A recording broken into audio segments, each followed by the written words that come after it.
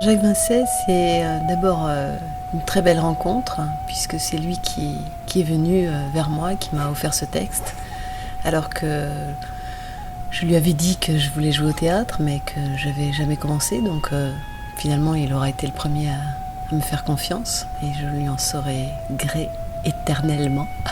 Pourquoi ne pas y aller ? Puis voilà, c'est une exigence, c'est quelqu'un qui travaille très en profondeur et constamment et avec beaucoup de bienveillance aussi. Il aime les acteurs, c'est évident, pour sans doute en avoir été un et pour du coup bien les connaître. Et donc c'est vraiment une grande joie de travailler avec un type pareil. Et puis, grâce à lui, j'ai aussi rencontré Vanessa Ekamfomala, qui est le dramaturge et le traducteur du texte, et Alexandre Meyer, qui partage la scène avec moi et qui fait tous les sons et la musique. Ou plutôt non, qu'il laissait plutôt ballante à ses côtés, les doigts tranquilles, à la verticale, comme si par une belle journée d'été, il avait vu un café dans la rue avec une table en métal verte, et qu'entre deux tramways, il avait rêvé d'un café, d'une cigarette. C'est ainsi sans doute qu'il tenait sa main, j'imagine sans doute, et les morts. La première fois que je l'ai lu, il m'a parlé. C'est-à-dire que je ne l'ai pas compris forcément.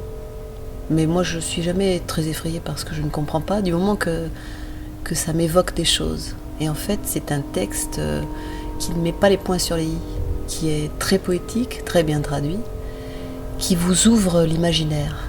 Et c'est pour ça que je l'ai aimé. Au ciel, dirais-je, le sucre, au ciel, le lait sur les meubles. Depuis combien de temps ce plateau aura-t-il été laissé à l'abandon, quand la raison de sa présence ici aura disparu des mémoires ?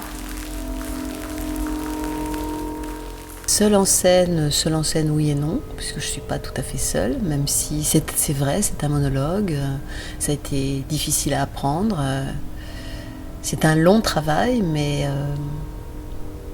j'aime bien cette idée du travail de longue haleine et du fait qu'on creuse un sillon avec à la fois appréhension mais constance. Et au final, ça donne vraiment un travail magnifique qui ne demande qu'à s'épanouir et à mûrir encore. Ne vous dérangez pas, j'utiliserai ma manche. Je n'ai jamais été aussi proche du sarcasme. Oui, mais elle y est insensible. Le sarcasme est si facile, si dégradant. Non, tout va bien. Je préfère le thé froid. Sarcasme encore. Je déchirerai ma robe. Je vous remercie.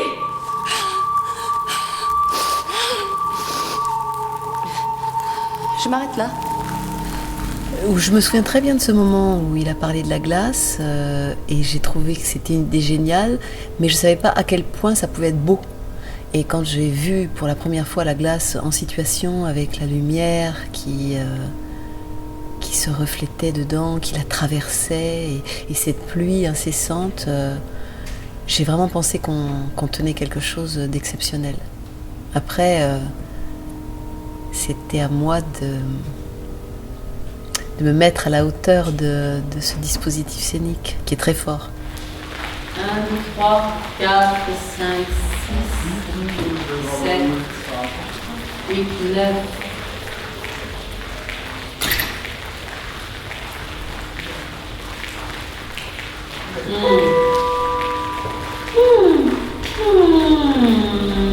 Moi j'ai toujours peur de tout, mais ça ne m'empêche pas de faire les choses. Donc je ne suis pas téméraire, je suis courageuse. Donc oui, j'ai peur tout le temps. Mais c'est au contraire peut-être sans doute quelque chose qui me pousse à aller de l'avant et à tenter des aventures toujours nouvelles.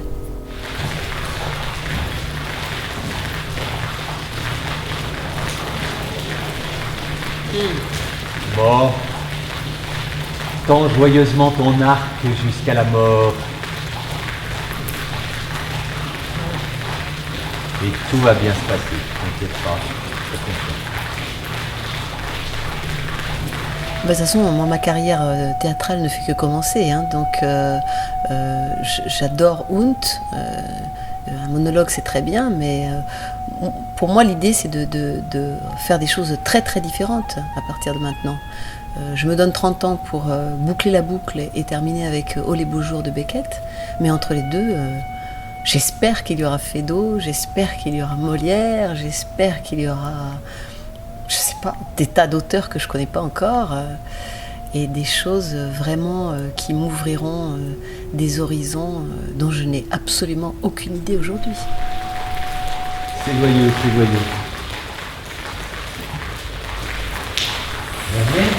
Merde. Ouais, merde, Alex. Merde les gars. À toute allure. Ouais. Vanessa, il a mis sa chemise Liberty. Quoi? Vanessa, il a mis sa chemise Liberty. Il a mis une chemise Liberty. Attends, mais j'entends rien ce que tu dis. Ah, pardon. Vanessa, il a mis sa chemise Liberty. Ah oui, j'ai vu, ça s'appelle anglaise. Tu sais ce que j'avais compris? Vanessa est allée s'acheter une Bugatti. Et je me dis, mais qu'est-ce que c'est ça?